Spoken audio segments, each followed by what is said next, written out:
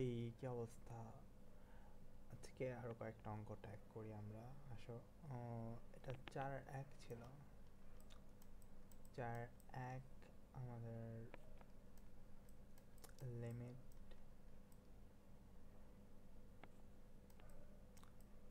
x tends to infinity. আমাদের এখানে আছে হচ্ছে 3 to the power x minus 3 to the power minus x divided by 3 to the power x plus 3 to the power minus x। আচ্ছা, এটা হচ্ছে ইনফিনিটির যে রুলসটা আছে আমরা গতকাল দেখছিলাম, ওই ইনফিনিটির রুলসটা ইউজ করলেই হয়ে যাবে। এটা কি করার দরকার, আমাদের হচ্ছে 3 to the power x common নেব আমরা সরাসরি। ঠিক আছে, 3 টু দি পাওয়ার x যদি কমন নিই আমরা, তাহলে এখানে হয় হচ্ছে 1 মাইনাস, এটাকে আমরা লিখতে পারি 1/3x। যদি একটা 3 to the power x common নেই, তাহলে এখানে আমাদের একটা 3 টু দি পাওয়ার x নিতে হবে, রাইট? নিচে একটা 3 টু দি পাওয়ার x নিতে হবে। এখন উপরেরটা কমন নিয়ে আমরা বের করে ফেলবো, তাহলে উপরেরটা হচ্ছে বের করে ফেলছি আমি দুইটা থেকে। তাহলে এখানে থাকতেছে 1/3 টু দি পাওয়ার, এখানে x প্লাস x সূচক সূত্র ইউজ করলে এটা হয় হচ্ছে 2x। ওকে, নিচে আমাদের হচ্ছে 3 to the power 3 to the power x, sorry 3 to the power x, এটা দিয়ে আমরা হচ্ছে লিখতে পারি 1 plus 1/3 two the power 2x। Of course এখানে লিমিট হবে, ঠিক আছে?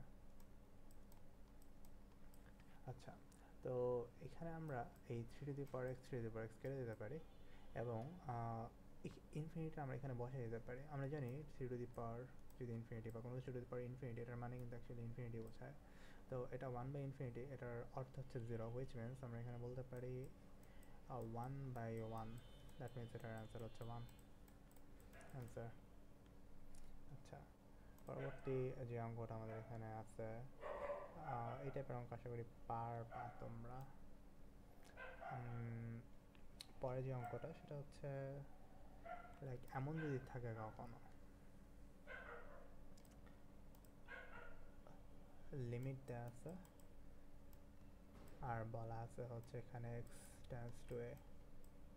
ওকে, এটা বলে তোমাকে বলছে x to the power 7/2 minus a to the power 7/2 divided by, এটা দিয়ে বলছে হচ্ছে root x minus root a, এটা বলা আছে। এখানে আমি কিন্তু চাইলে 7টাকে বের করে এখানে হাফ হাফ মানে কিন্তু রুট এক্স, এই লাইনটা আমরা বলতে পারি এভাবে root x to the power 7, right? আর এখানে আমরা বলতে পারি হচ্ছে root A two the power 7, আর নিচে হচ্ছে আমাদের রুট এক্স মাইনাস রুট এ। তো এটা একটা শর্টকাট রুলস আছে, তো রুলসটা আমার মনে হয় তোমরা সবাই জানো।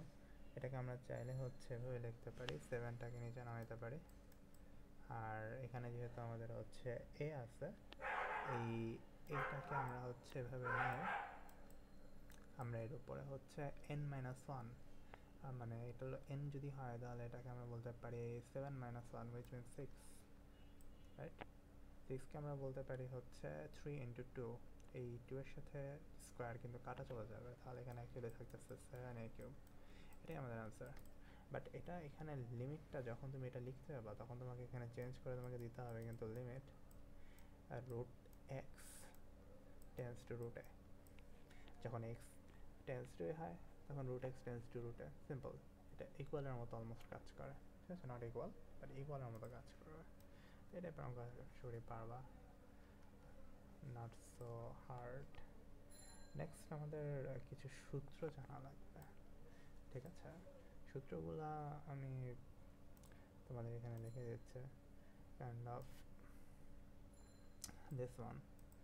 এই সূত্রগুলো হচ্ছে যদি এরকম থাকে, আমাদের লিমিট দিয়ে আমাদের নিচে আছে এক্স টেন্স টু 0, এটা যদি হয় তাহলে আমরা এটাকে লিখতে পারি হচ্ছে এখান থেকে আমরা লিখতে পারি sine x divided by x, এরকম যদি আমরা কখনো দেখি তাহলে সেটা ইকুয়াল টু 1 লেখা যায়। এর যদি উল্টাটা থাকে like limit x tends to 0 দিয়ে আমাদের বলা আছে x divided by sine x, এটা থাকলেও আমরা এখানে লিখতে পারি হচ্ছে 1। যদি আমরা বলি যে ট্যান এক্স আছে এখানে সাইনের জায়গায়, তাও এটাকে আমরা 1 বলতে পারি। আবার যদি হচ্ছে এক্স বাই ট্যান এক্স থাকে তাও আমি এটাকে বলতে পারি 1। ওকে, তো মোটামুটি এটা হচ্ছে আমার সূত্র। এই চারটা হচ্ছে মুখস্থ রাখবা, ঠিক আছে? সো আসলে দেখি অঙ্কগুলো কীভাবে করা যায়। এরকম যদি থাকে আমার বলা আছে যে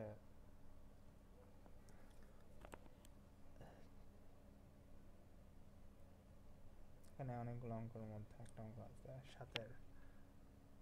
সাতের থেকে একটা অঙ্ক। এখানে বলা আছে এটা 7-1, এখানে বলা আছে লিমিট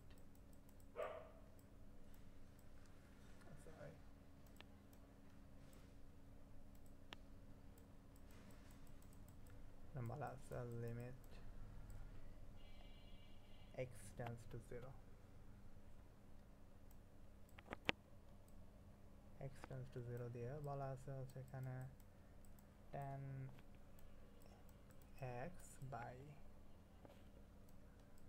sin px এটা বলা আছে। তো এখানে আমরা tan ax যেটা আছে আমাদের, আমরা কিন্তু এখানে এই tan axটা টোটালটা x আকারে আমরা ধরতে পারি, ঠিক আছে? এই যে এটার মতো এখানে xটাকে x আকারে যদি ধরি তাহলে আমরা এটাকে xটাকে x আকারে ধরলে আমাদের এখানে দেখো যদি somehow আমরা এখানে একটা ax আনতে পারি কোনো একটা ভাবে, তাহলে এটা লিমিট x tends to 0 এটা ইকুয়াল টু কিন্তু আমরা 1 বলতে পারি, ঠিক আছে?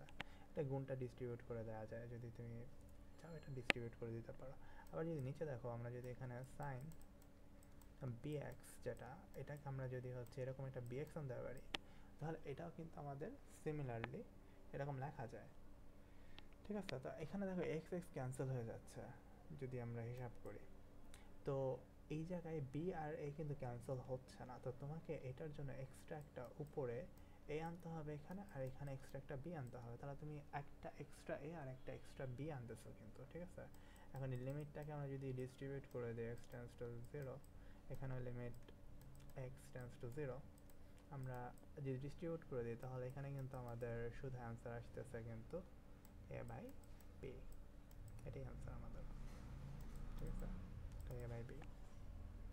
ওকে, তো এভাবে করে আমরা হচ্ছে লিমিট অঙ্কগুলো করতে পারি, যে এভাবে যদি আমাদের হচ্ছে সূত্রগুলো থাকে। তো এটা আরেকটা টাইপ, এটা তোমরা হচ্ছে দেখতে পারো যে এটা হচ্ছে তোমার সূত্রগুলো যদি অ্যাপ্লাই করা যায় কোনোভাবে করে দিলেই হয়ে যাবে।